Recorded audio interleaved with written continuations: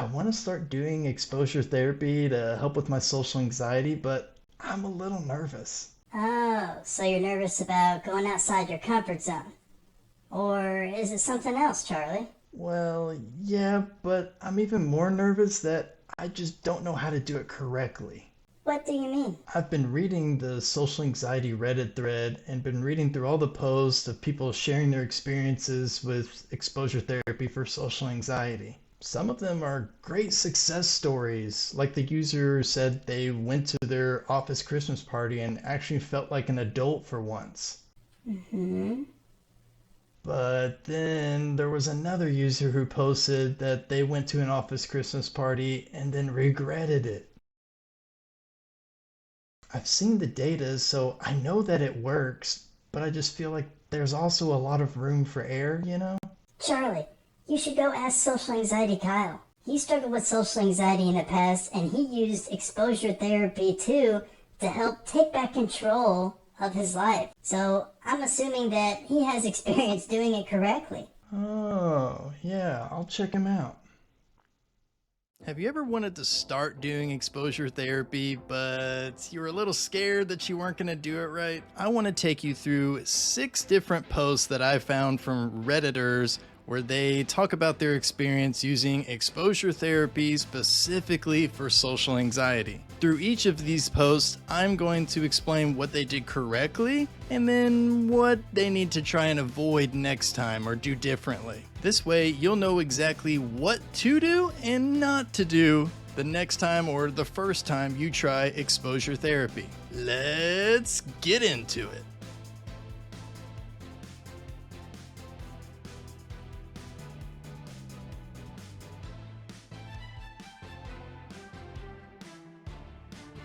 Instead of exposure therapy, I like to call this baby step uncomfortable challenges. And not because that's so much easier to say, but because the most important thing to remember when you're doing these challenges is to keep it small. Start off with something that is just barely outside your comfort zone, and then you can work up from there. Let's start with the Christmas party post that my friend Charlie was talking about. It was a room practically full of extroverts and I feel so socially drained now. I really envy people who can start and hold conversations. I feel like I just make everyone uncomfortable because I am painfully shy. I wish I had more confidence. The last couple of sentences here tell me everything I need to know and why they had a bad experience. I just make everyone uncomfortable. Well, that's just social anxiety doing what it does best, which is making assumptions based on no evidence.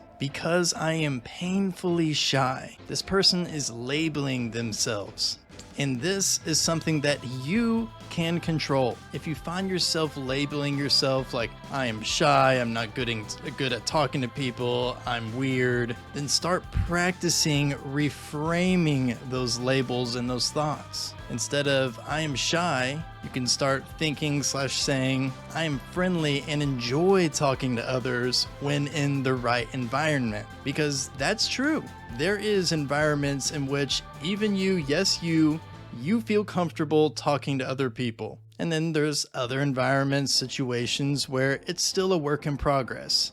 And that's okay. The biggest reason that this person didn't have a good experience is because they didn't have a specific challenge going into this, at least based on what we know from this post. Go to the office Christmas party. Okay, that's a good initial challenge, but you need to be a little bit more detailed on this one for sure. So if your challenge is just to go to the office Christmas party, okay, then what? You're just gonna go and then you're gonna stand there? Like, what are you gonna do? Because if you're just gonna stand there and your only challenge is just to show up, that's not gonna be ideal for you because that's gonna be super uncomfortable. You have nothing to do and you have no plans, so you're just gonna be standing there feeling extremely anxious, and that's not the goal of this. So here's how this person could have made this challenge just a little bit more detailed and easier on themselves, which would have boosted the effectiveness of it. I am gonna go to the office Christmas party and talk to someone I haven't talked to before, or learn what one of my coworkers' best all-time Christmas present was. or actually participate in the Christmas games at the party, or solo Jingle Bell Rock on the karaoke machine. Jingle bell, jingle bell, jingle bell rock, jingle bell, I don't know the words. Okay, that one probably is too big. But keep doing these baby step uncomfortable challenges, and what you'll start to find is that your comfort zone will start to get bigger and bigger and bigger, and you'll start to do challenges like that one I just said, because that'll be just outside your comfort zone, and it won't be as scary as you would think it is now with your comfort zone this big. Overall, just make sure you have an action plan with your challenge and you're not just going into something setting yourself up for just an overwhelming amount of anxiety, because that's not the goal here. Let's go to another not so ideal experience at a Christmas party. At a Christmas party, anxieting. Hey all, just posting from the bathroom. I'm at a Christmas party with my boyfriend. It's all his friends from whom I've met loads of times, but I still feel so awkward and annoying and boring to them. Just posting here to not feel so alone. Frowny face. First, it kind of sounds like this person isn't willingly participating in exposure therapy, because this is probably something they have no way to get out of, right? If you ever come into situations like this, you might as well just turn this into a baby step uncomfortable challenge, or just sit there and feel anxious and not know what to do. Your call. What this person could have done, knowing that they have to go to this Christmas party no matter what, is say something like, you know what? I'm going to try and have one interesting conversation with one of my boyfriend's friends at this party. I explained how to do this in my video a couple weeks ago about Christmas parties and social anxiety, but if you haven't watched it, try to focus on this. Become interested in trying to learn about the other person by asking open-ended questions. This means questions where they can't answer just a yes or a no.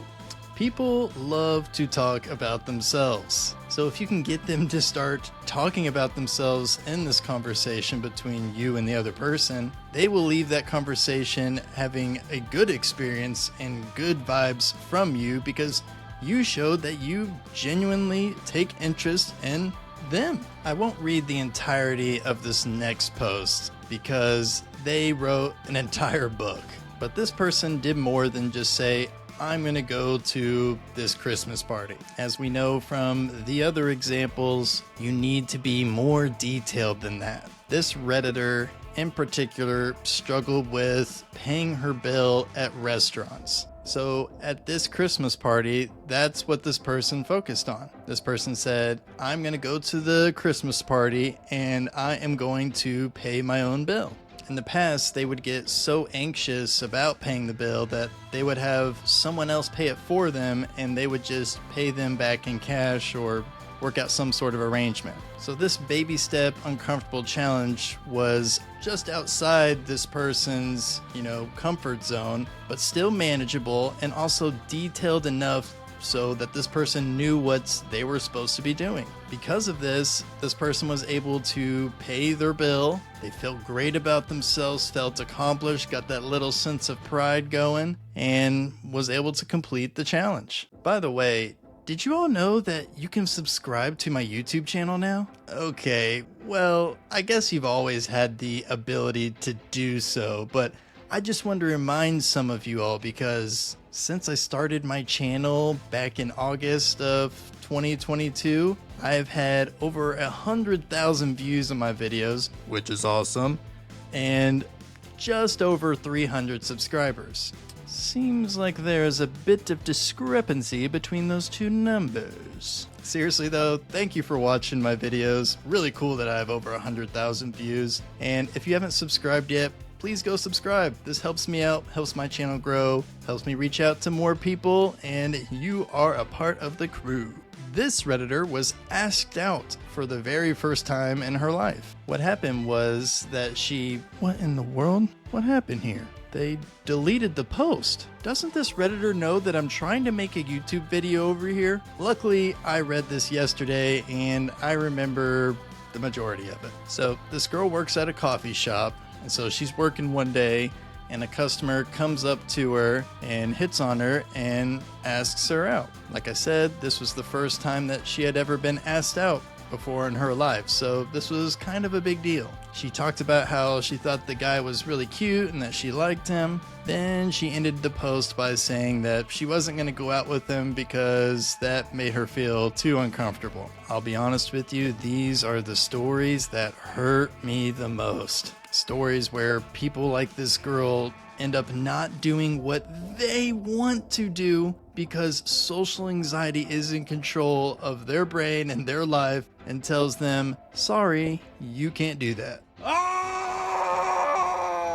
Don't let social anxiety control your life like that. This is why we do baby step uncomfortable challenges. What she could have done instead was turn this into a challenge. She could have accepted that, yeah, this is outside my comfort zone, but I'm gonna do it anyways. I'm just gonna go on just one date with this guy. I can go on more afterwards, but for right now, I'm just gonna focus on going on one date. That's my challenge. And if that seems like way too far outside of her comfort zone, let's say, and it requires, too much talking or whatever it may be, she could take it smaller. Maybe going on a date, like going to go see a movie with the guys, something that wouldn't require a whole lot of one-on-one conversation. You can still talk to him a little bit, but it's not so heavily focused on conversation. So maybe after that, if she did really like this guy and wanted to go out on another date, her next challenge could be going and getting dinner with him, where requires a little bit more talking. Once again, don't let social anxiety control your life. Has anyone ever forced themselves to go to a social event and then afterwards felt like it wasn't worth it? That's what this Redditor said in their post entitled, "Forced myself to go to a social event and didn't like it." They continue on by saying, "I just went to try and meet some new people, but I barely spoke and talked to anyone. Here's mistake number one.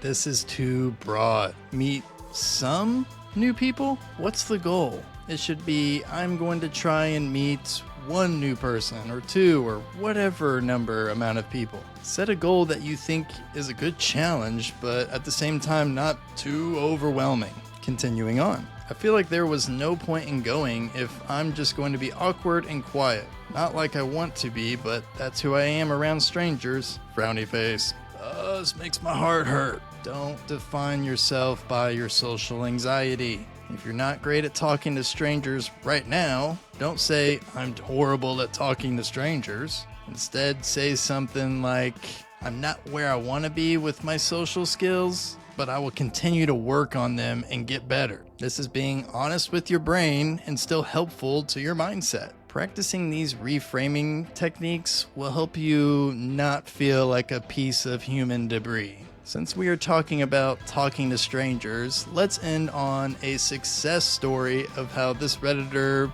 used exposure therapy for talking to a stranger.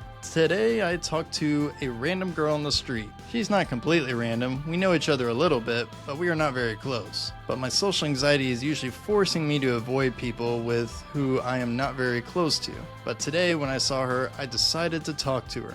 We talked only for a short time. It was kind of a weird conversation, like a weird small talk, but it makes me feel better about myself. Props to this person for the weird small talk thing not being something that defined their experience and making them feel like they failed. Because they didn't fail. They put out the effort, and we can always control our effort, but we can't control the results. So focusing on your effort is always the better option to focus on. We talked about a few different strategies on how to practice exposure therapy correctly. And thanks to Reddit, we are able to see how exposure therapy and these strategies can be applied in real life scenarios. I promise that you can do this. Please don't look at me as I am some superhuman or outlier individual and that's the only reason it was able to work for me. I'm just some special human being. Because I'm not.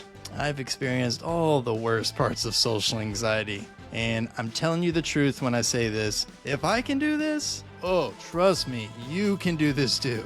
It's not easy, but that's what makes it worth it in the end. Thanks for watching, everybody. And I want to ask you to do one thing for me. And actually, it's really for you. I want you to hold yourself accountable. So comment below on this video what your next or first exposure therapy challenge is going to be. And then come back and let me know what you did, how it went. Did it go well? Did it, you have some sort of hiccup in it? Let me know how it went. Thanks for watching, and like I said before, if you're watching and enjoy this video, let me know you enjoy it by subscribing and watching the rest of my videos. It comes out once a week on Thursdays, so I will see you all next Thursday because I know you're subscribed now. Thank you. Peace.